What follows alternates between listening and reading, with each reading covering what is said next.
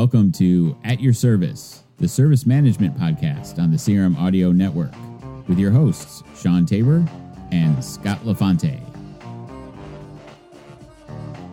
KingswaySoft is a leading integration solution provider offering software solutions that make data integration affordable and painlessly easy. Thousands of enterprise clients from over 70 countries and regions rely on KingswaySoft to integrate their data with various business systems in order to drive their business efficiencies and fully leverage their information assets. KingswaySoft is a leading provider of Microsoft Dynamics integration software, including Dynamics 365, CRM, AX, NAV, GP, SL, as well as many other applications. Check out KingswaySoft's Winter 27 release, which now includes the ability to edit the POA table. We thank KingswaySoft for sponsoring this episode of At Your Service.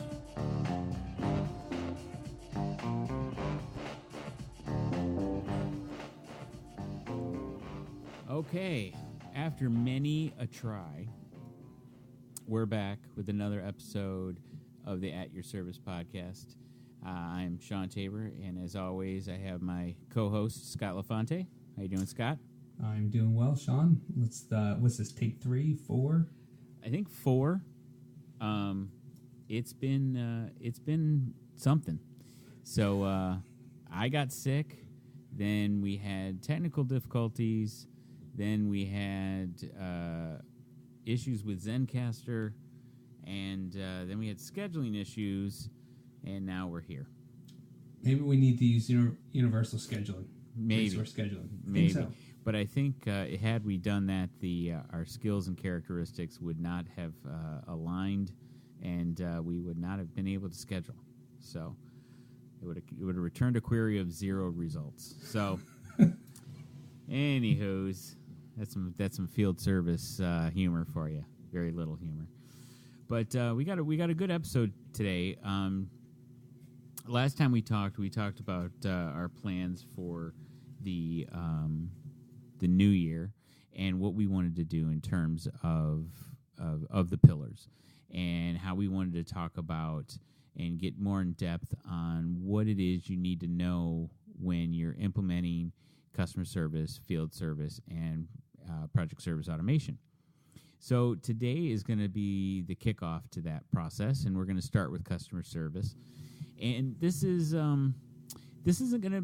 not your typical at your service episode, I guess you could say, because we're gonna have a little bit more conversation in the background of why you make decisions on certain things, as opposed to more of a feature dive.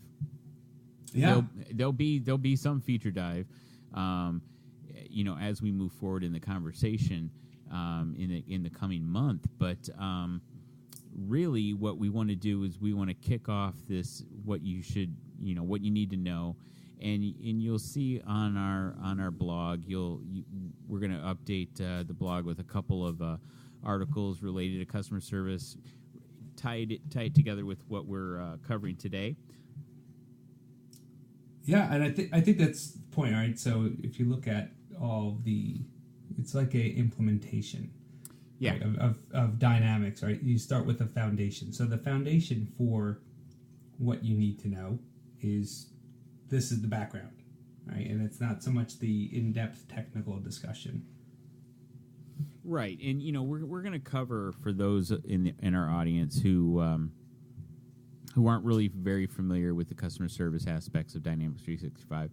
We'll cover that, and we'll get into a little bit more depth in the overall solution and what it does.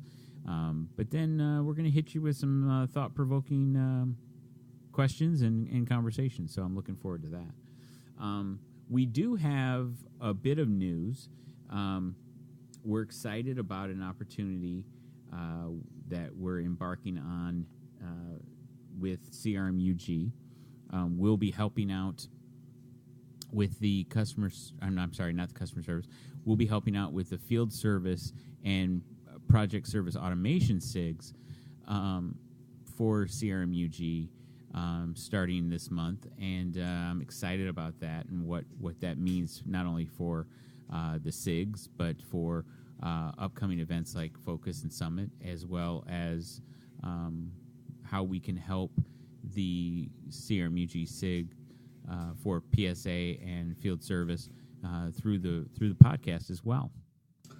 Yeah, it's really exciting. I know I am honored to be included in that, and as of last month, I would say probably even a little bit further back than that. I mean, project services really kicked into high gear. I'm being asked a lot of questions internally, externally. It's really kicking into, like I said, it's kicking into high gear. There's a lot more use cases. I think a lot of people are seeing the viability of the product in terms of what it can do outside of what people are thinking with a true professional services organization. So it's I think Microsoft has done a great job building out that product and continue to do so. So I am really excited to be a part of this and drive it forward. Yeah, and we'll have some more information on the next upcoming field service and project service automation SIG meeting. Should be in the next couple months, but we should have some more information on that in an episode or two. So keep your ears peeled for that, and as well keep an eye out on the blog for updates as well. So we're excited about that, and hope we can really bring a bit of at your service to the SIGs and help some folks in this CRMUG to get the most out of their field service and PSA implementations. So let's dig in. Let's talk about customer service. Absolutely, let's do it. All right. So with customer service, this has been around as part of the product since the beginning. Well, I shouldn't say the beginning, since 3.0, for sure. Basically, customer service within Dynamics historically has been case management. Yep.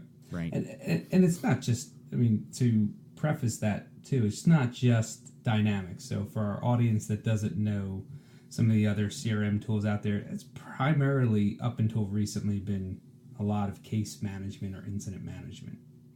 Right. Someone calls in or emails in a problem, and someone has to document that interaction via an incident or a case and track it to resolution. That's essentially, what to this point has meant customer service, and it's in its most vanilla state.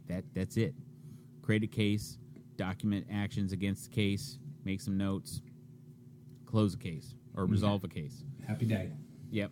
Track resolutions, right? But now customer service is a lot more than just case management. There's a lot more possibilities and opportunities for input into your customer service organization. There's a lot more aspects to how you service your customer and what effective or good customer service means to you in your organization.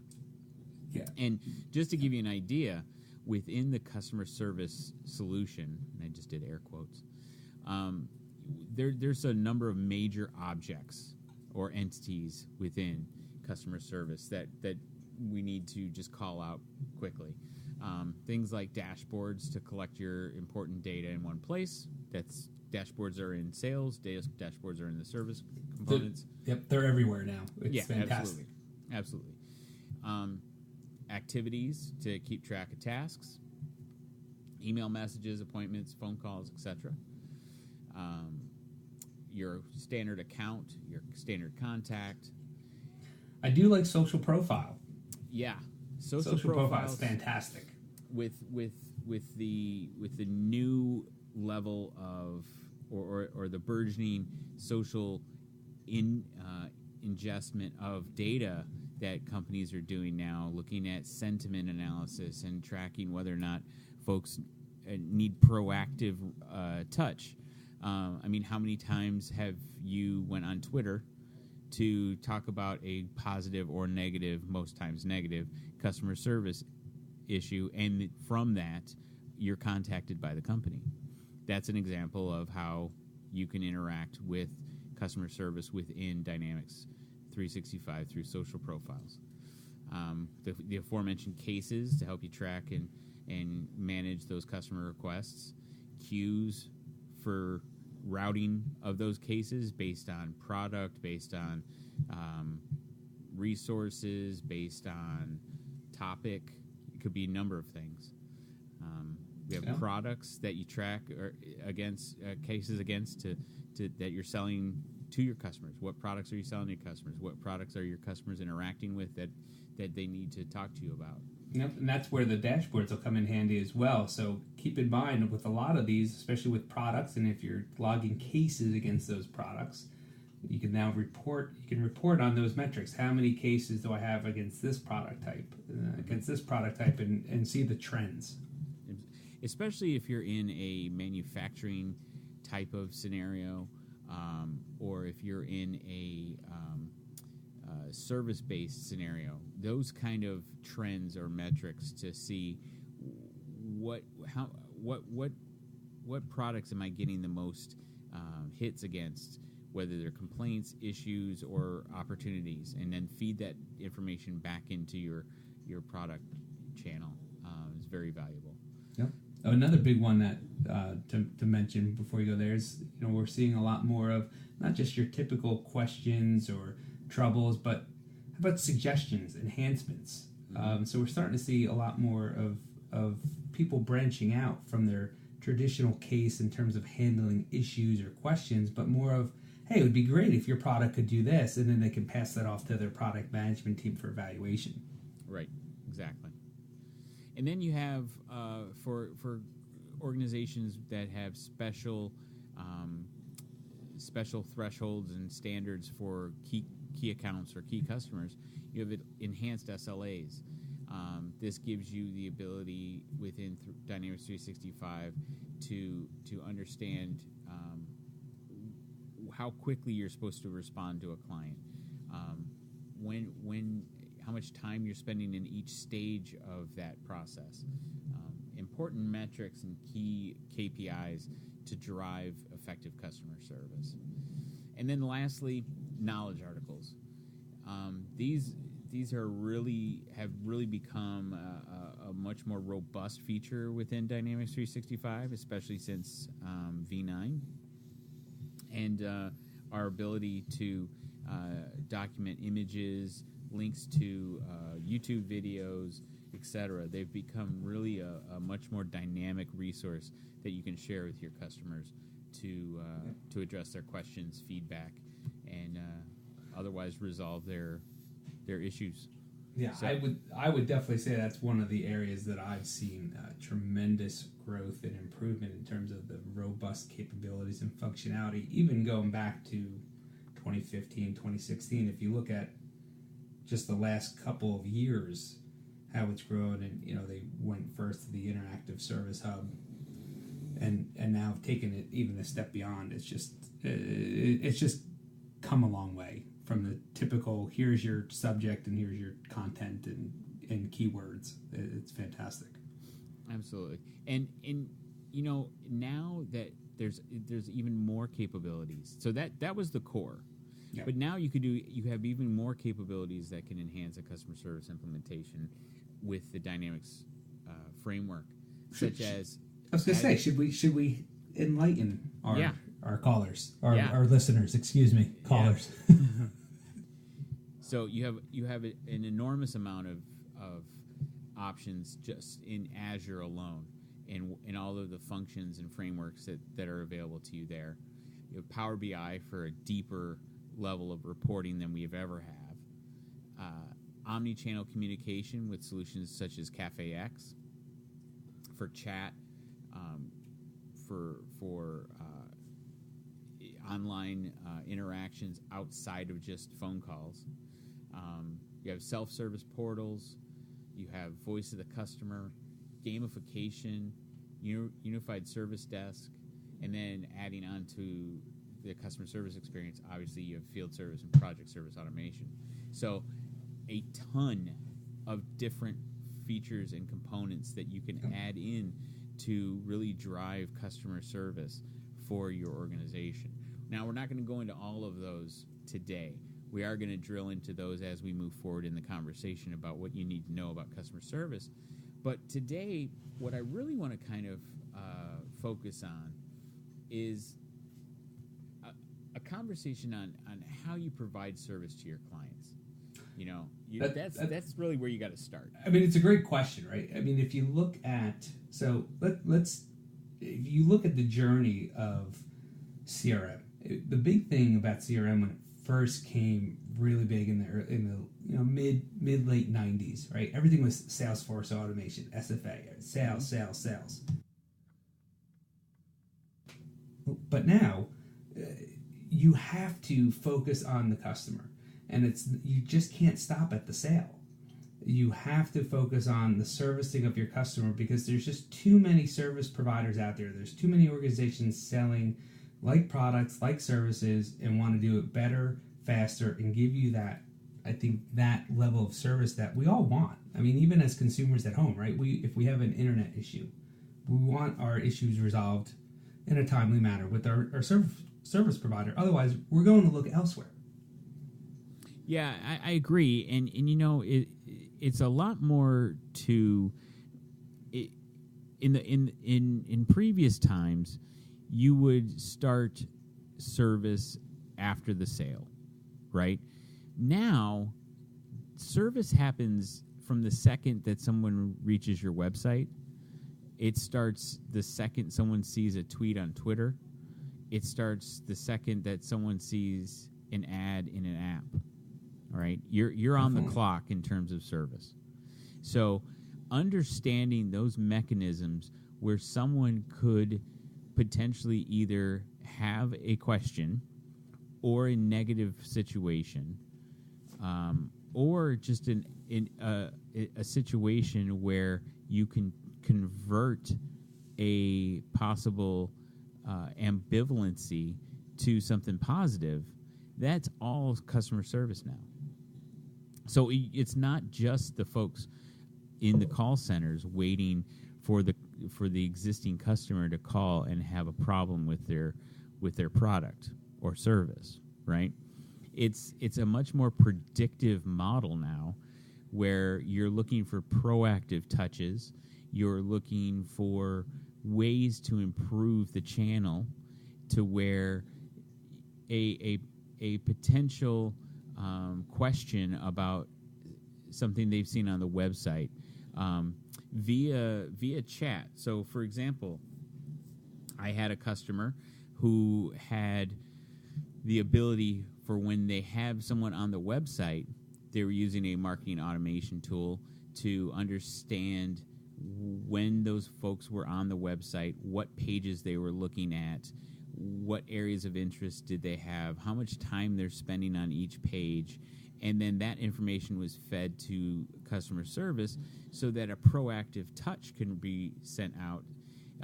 You get them all the time when you go on the web to websites like Amazon, and you're shopping around, and you leave the page. They send you an email 15 minutes later that says, "Hey, here's some more things you might want to look at." Right? Hey, did you forget something? Right. I mean, how often do you? I mean, I do it all the time. I web surf and I look and say, okay, I'll come back to it later. And all of a sudden, you get that email, or even if you're using the app, you get a little notification on your phone. Hey, you left something. Are you sure you didn't want to buy this? Right. So it really is turning that whole customer service piece into a selling opportunity. Mm-hmm. And because every touch now, you have even less time of a consumer's attention span, right? Even less time to make that positive impression. It's like, what'd you say, Shawn? I wasn't paying attention. No. Exactly. Exactly. So, I mean, we have customers, recently where you're looking at potential areas within the customer service experience or even the field service experience where those folks are becoming your frontline salespeople, right? Yes, absolutely. But it is in a service capacity. It's not the historical, what you would think of as sales. So it's difficult to really carve up Dynamics 365 anymore and say this is sales, this is service, because there's so many crossovers, and depending on how you define as a company what customer service means to you, those pieces and components, there's some lines that get blurred, right? And that's why Definitely. that's why they built the solution the way they have. So, well, and to your point, Shawn, is yes, they've built the solution the way they have, and it makes it, I think, in my opinion, a lot easier to kind of cross those lines and say, hey, I'm more of now a proactive service sales organization, so to speak. In some cases, though, unless you've planned appropriately, and this is, I guess, what we'll get into over the coming months, is that unless you have a plan how to implement all this, you could have catastrophic results. Absolutely. And that's really my whole point to starting here, is because you have to understand as an organization what effective customer service means to you. I'll give you a great example. A classic customer service experience call center implementation that I did, we had a customer who, to this point, leveraged the solution that they were replacing with Dynamics 365, and it was very heavily driven on reporting.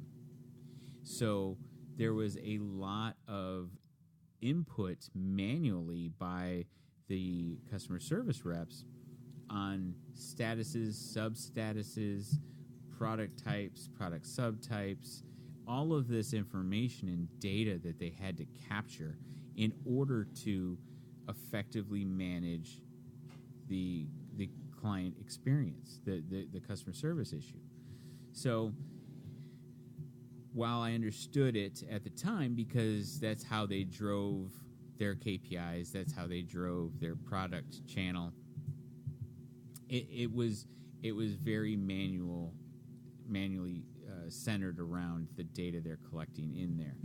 So that to me is an area that you have to look at when creating a customer service solution, because it's not only how much data you gather about your client, but you want to be able to do this as effectively as possible and as fast as possible to the benefit of your customer service representatives as well, right? Well, and that's what I was going to say, is a lot of times, right, probably folks that are listening to this call as well that have been on the implementation side, when they get the goals and objectives of what they're going to implement. Let's take, for this example, customer service. It's typically what we see a lot of times is the high-level executive organizational goals and objectives. What we have to get down to is the folks that are doing the work. What are their goals and objectives? What are their pain points? How are we going to solve their problems and make life easier for them, faster for them, more effective, so that the goal is, if I take a phone call from Shawn, my goal is to capture the details as accurately and quickly as possible, hopefully resolve it on that call, if not, do some follow-up, but then move on to the next thing. If you're spending 10, 15 minutes filling out information, or 5, 10 minutes, whatever it may be, how many other calls are piling up? How many other emails are piling up? Right. So those are the things that I think a lot of organizations take for granted, and even system implementers don't get to the heart of a lot of times. And a lot of times what I like to do is say, I want to spend time with your users. Mm-hmm. I want to understand what they do, and I want to hear directly from them in terms of what they would like to get out of a new implementation, a new piece of software, whatever it may be that we're implementing. I want to hear from them. Mm-hmm. And there's a lot of experiences that you could take just from your own personal customer service experiences calling into a company, dealing with an IVR, interactive voice response, and what information they cull out of that to streamline the time that you have with an actual live person, or even if you even need to go to a live person. Things like Internet of Things, gathering data from products that a customer maybe has with you, and having that registered through your company so that when they call in, the number is acknowledged, you know what unit they're calling about, and you can pull in data from that device. Things like that really provide great benefit to the customer calling in, because they don't feel that they have to do as much to get a higher level of service, which is important. Also, things like having the ability to get information from your customers through their interactions with your website, or having them with an IVR getting key information that then drives other data. Looking at things like similar cases, there's abilities through Azure that you can now have suggested or similar records based on algorithms that Azure uses. So there's a lot of personal touches that you can make within your system to make it even better for your end customer as well as your employees. And that's an important step when looking at a customer service solution, for sure. Yeah, and I'm glad you mentioned, especially for the customer, right? Because I think at the end of the day, it is about the customer. Now, who is your customer? It could be your employees, it could be your end users that are purchasing your hardware, your software, whatever it may be. But that is another thing. The one thing I can't stand when I have to make a phone call to someplace about services, I have to go 3 or 4 or 5 levels deep on the IVR to finally get to where I think I'm supposed to go, and then I'm not even there, and then I try to hit 0 and it kicks me out. Mm-hmm. So that is, to me, an extremely frustrating point, because I don't have patience, unfortunately. Yeah. So yeah, for those users that are listening, I don't have patience for that. And I can appreciate that too. I mean, well, and something else to think about: a customer service implementation. I have rarely had one where it's only supported by Dynamics 365. That's a great point. There are other integration points within that organization that drive data and key components of information to help that customer service experience through telephony, through an ERP system, through other back office systems. Understanding those sweet spots for that integration and for where you're going to get the most data that's relevant to that person calling in, or that person on the comment board, or that person coming in through chat is critical. So that's something else to understand. Whether or not you have legacy systems. I always ask, in every implementation, when I get a list of requirements, the first thing I always ask is, okay, these are great requirements, thanks for documenting them. Is this how you do business, or is this how you've had to do your business because of solution X, Y, or Z? And that's an important piece as well. Looking at and having the ability and wherewithal to do that business process transformation, because, I mean, that's the key thing now, is digital transformation, right? So yes, looking at these manual processes and transforming them into a lean business process that can be enabled through Dynamics 365 or other systems in combination to drive that effective customer experience for your customers.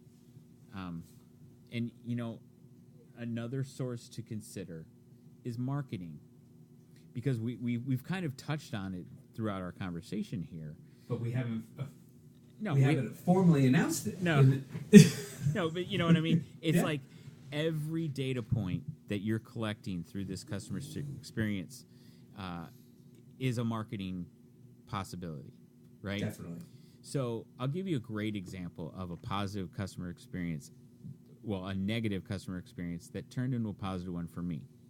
And this doesn't have anything to do with dynamics, but it was a positive experience. So in the end, so I had a negative customer experience at Walmart. This was years ago, but my wife went and purchased something. We had a negative experience about it, and I was not happy at all. So I went out on Twitter and I tweeted about it. Now, I don't have thousands and thousands of followers, but my 1,000 followers or so. And if you're interested in following me, it's at CRM Hobbit. Just throwing that out there. It's a nice plug-in. I like that. Thank you very much. But within honestly 5 minutes, I had a reply from Walmart customer service on Twitter, and then they asked for me to send them a DM, and then we had a very quick direct message conversation, 3 or 4 messages, and then within about an hour tops, I had a path to resolution that ended up being very successful, and everybody was happy. So that's what I'm talking about in terms of this is not a scenario any longer for most organizations where you're just sitting there waiting for someone to call you, right? Right. There are other methods now, especially with millennials. There are other methods in which you can have that sentiment and need to jump on something to avoid a negative connotation to your product or service.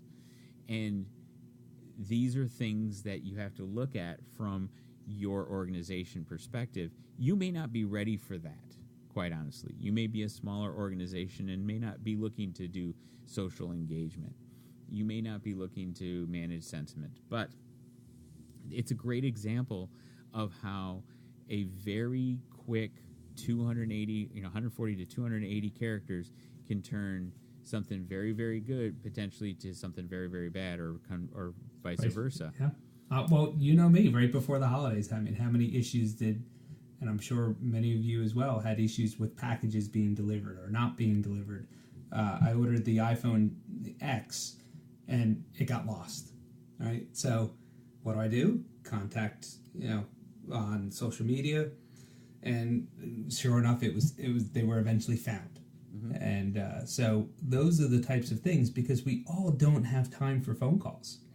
And we're still relying on those organizations that we purchase products or services from to be able to support us in the various capacities. And I think it's also helpful, right? So a lot of times consumers they get frustrated, we're stressed, we're all short on, I guess, our private time, our personal time, and we value that. Mm-hmm. And so unfortunately sometimes we all get a little stressed out.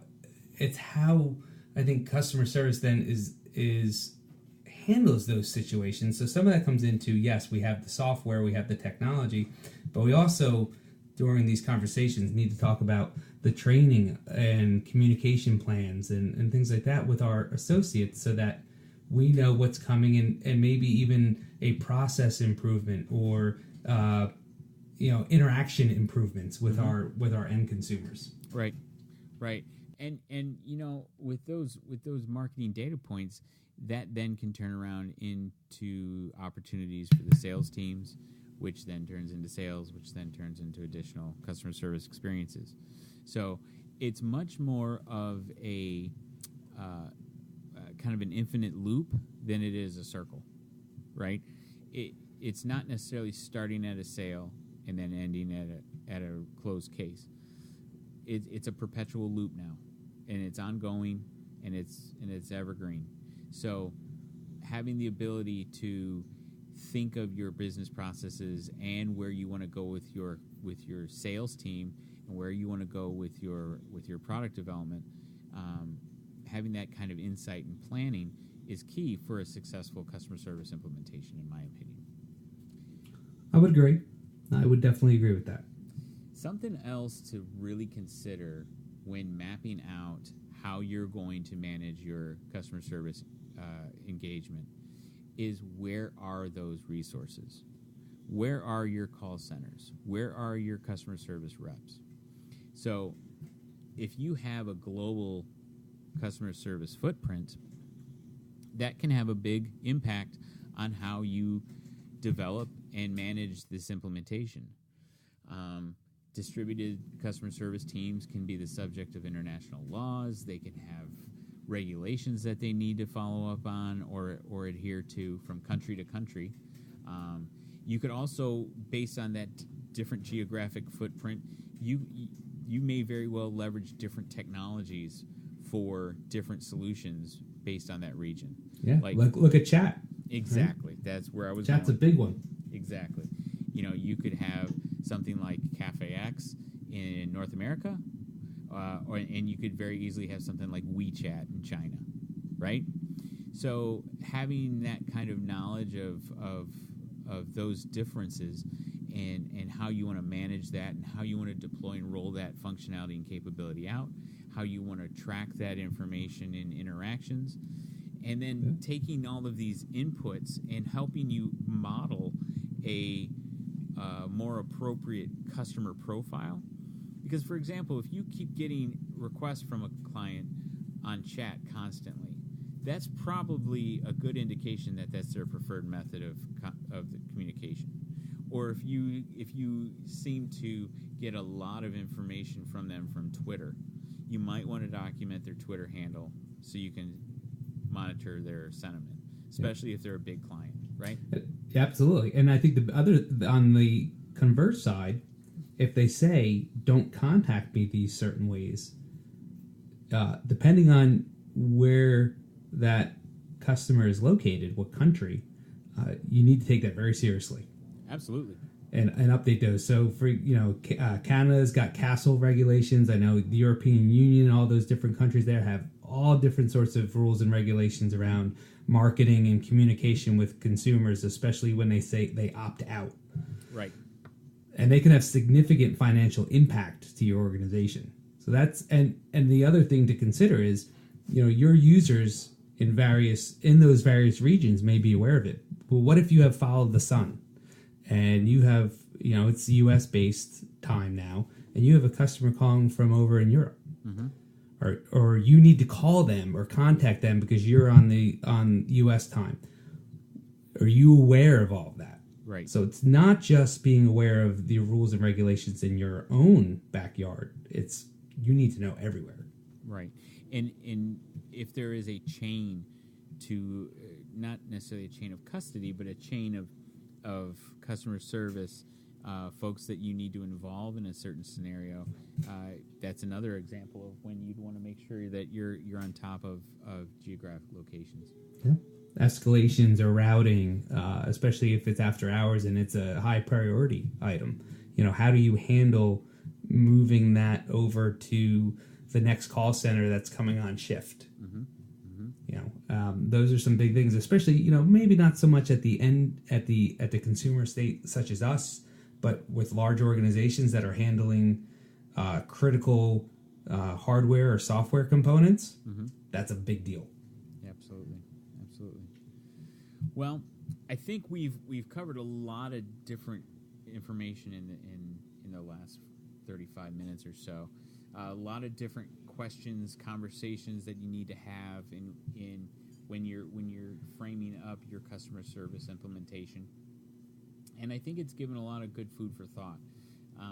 If there's anything that you've heard in this last 35 minutes or so that's rung true, send us a note, voice@crm.audio, and let us know about your experience so that we can share that and maybe glean some ways on how you've managed these issues and opportunities in your customer service implementations in the past. We're going to keep moving on this topic, like we said in the next few episodes. in our next episode, we'll go into a little bit more feature dive and talk about some of the top features in customer service implementations and how we've managed through some pitfalls, some opportunities, and done some creative things in how we've managed that customer service experience to great results. So we'll do that in the next episode. I look forward to talking about voice of the customer. That's one of my new favorites. Yeah, and I think for voice of the customer, I think we're going to bring in Mr. Lindstrom to as a guest to talk about that.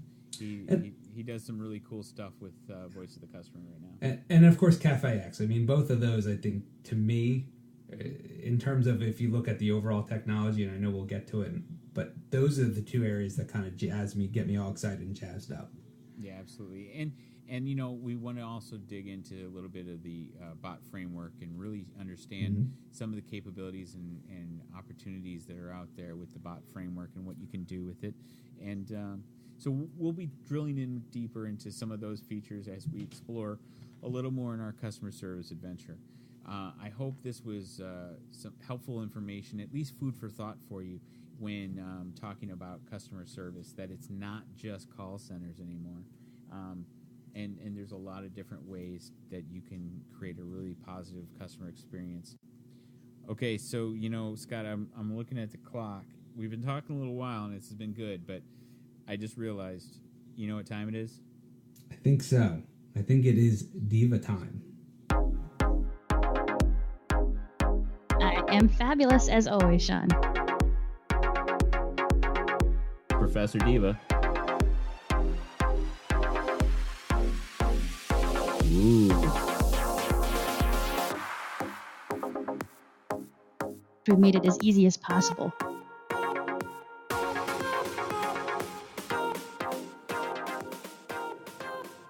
And once again, we are back with DivaTime with the Dynamics 365 Diva, Sarah Jelinek. How you doing, Sarah? I am fabulous as always, Shawn. How about you? You know, I'm doing all right. And, you know, Scott enjoyed our last episode when we talked about Unified Service Desk, when we both were essentially taken to school on what USD can do, which I appreciated. Class was in session. It certainly was, Professor Diva. And so he's joined us again. Hey, Scott. Hey, Shawn. Hey, Sarah. How are you? Doing great. Glad to hear you. Okay. So, Sarah, what's on the agenda today? What are we talking about today? So today I want to talk about a use case for editable grids in our customer service area in Dynamics 365. Okay. Recently, I've used editable grids before with cases. So what's new on this angle? Yeah. So I had an interesting situation. One of my customers was looking to utilize an editable grid to quickly update their cases. So imagine that you're a team lead and you've got the service request or cases open in a view for all the members of your team. Maybe you're having a quick huddle and you're all talking about, okay, these open cases that are there, what's the status, you know, what notes do we want to put in there?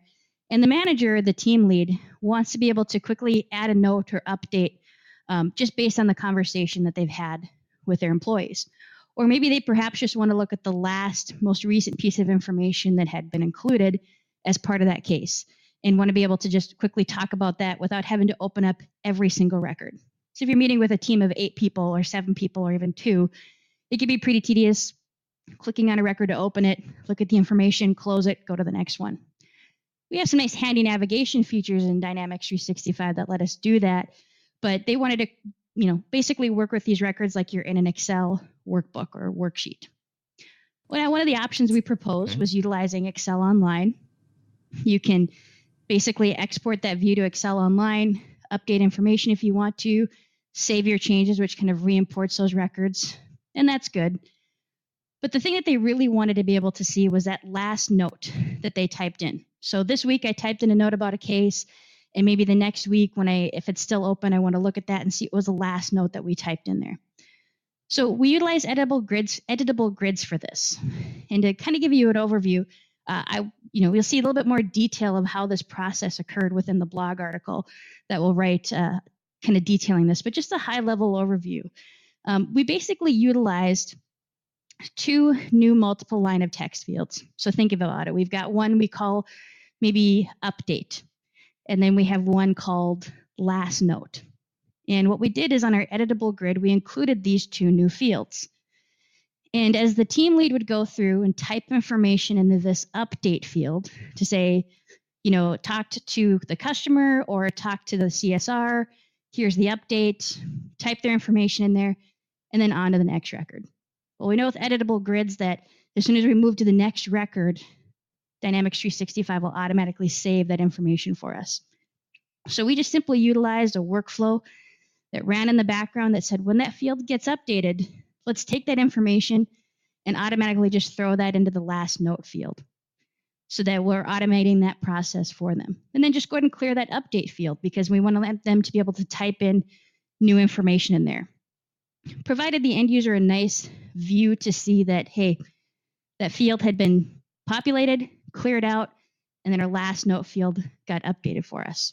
Now, that's just simply working with 2 fields. But what we also did is this customer utilized notes a lot, the note entity on their customer service cases. So we also had that workflow go out and create that note record for us. Now, we could also create an activity, custom activity if we wanted to, go create another entity related to that case if we want. All sorts of capabilities that we could achieve with that. So we created a synchronous workflow, had them type in their information, it updated it, and it was just like they were doing it in Excel and it was real time. So if something got where they were interrupted, maybe they only got through a third of the cases, you're not going to have to worry about trying to save it in Excel and re-import it or having to open up every one of those records. So just a thought of maybe something you want to look at if you want to just quickly update records. Now, we did this for cases, but you can do this for opportunities, do this for your leads, do this for any situation where you just want to quickly update a bunch of records. I can see a lot of applications for that. That's really cool. And did your users use this on the mobile device as well, or was that not a part of your scenario? Oh, absolutely. We just simply added these 2 fields to a view, and because it is a sync, we actually created a synchronous workflow, ran in the background. They can do this on their mobile device when they're looking at working with records there. They can just simply do this within the web client if they're presenting their screen to a bunch of the other users. Very cool. And I imagine the adoption of this was pretty significant. Yes. We all know, for example, if we look particularly at sales, a lot of times people would maintain their leads or their opportunities right within Excel. This gave them that same experience to quickly go update information. So when management was looking at it, a salesperson can go in and update probability, or they could type in a note, whatever they wanted to. And then anytime management wanted to run reports, they had fairly recent, accurate information because we made it as easy as possible for that team to put their information in. Isn't that quite typical that you get a requirement in the vein of, like in Excel? All the time, yes. It is crazy how if you think about a spreadsheet application, the way that's been embraced, and even in the business applications that we have now, we're consistently trying to emulate that capability and functionality within Dynamics, even though we have the real functionality embedded in it. It's hilarious. Well, and it wouldn't surprise me if we eventually get there. I mean, if you look at even project service automation and having that linked, so maybe that's the way it's heading. Who knows? But that sounds like an amazing piece of functionality. Are you implementing that consistently in multiple clients, or was that just a one-off for that particular client? This one was kind of a one-off, but I see it as for me, it's one of those things that once I figure out an answer to a problem, it tends to be the answer for all the next few problems that come along. Right. So I can definitely foresee it being that situation. And I think with editable grids too, the capability that we have to do grouping. So if we wanted to group it by the owner, the team member, being able to organize it that way, that maybe if I'm not meeting with an entire team and I just want to look for a particular representative, I could create an advanced find. I could do filtering. But it's just a really nice way to keep everything organized. So maybe let's talk about our high priority cases first. Let's talk about our normal and our low. Editable Grids just give us a lot of great functionality with that. Absolutely. Very cool. Well, how would people learn more about how to do this if they wanted to do this for their own implementation? Well, look forward to a blog article at your service, our blog site, where we'll be able to provide a little bit more details, maybe some screenshots, and heck, if I feel up to it, maybe we'll put a video out there to show you how that works in real time. Ooh, I know that's big doings coming from the Diva, and I look forward to that because I actually want to try to build that. It's very easy I'm a little bit excited once you see it the first time. I tell you what, every DivaTime, it's like going to school. But in a good way, not a bad school. I'm not. Like, oh God, I got to go to school. I'm not the school marm that's going to take the ruler to your knuckles. It's going to be. No. Here's this wonderful piece of knowledge that I've experienced in my real life experience with Dynamics 365. Embrace and learn and share. Well, exactly. Well, Sarah, it's always good to get the knowledge and the insight from the Diva, and I look forward to our next opportunity. Absolutely. All right. It's been DivaTime. On behalf of myself, Shawn Tabor, my co-host Scott LaFonte, and the Dynamics 365 Diva, Sarah Jelinek, we thank you for listening and subscribing to the podcast. You can reach us at voice@crm.audio. On Twitter, you can follow us, CRM Hobbit for me, for Scott, at FLD Service _Guru, and of course, at Dyne365 Diva for Sarah. For more information and content about what we spoke about on this episode and others, visit our blog at atyourservicepod.com. This has been At Your Service on the CRM Audio Network, a production of Dynamic Podcasts, LLC.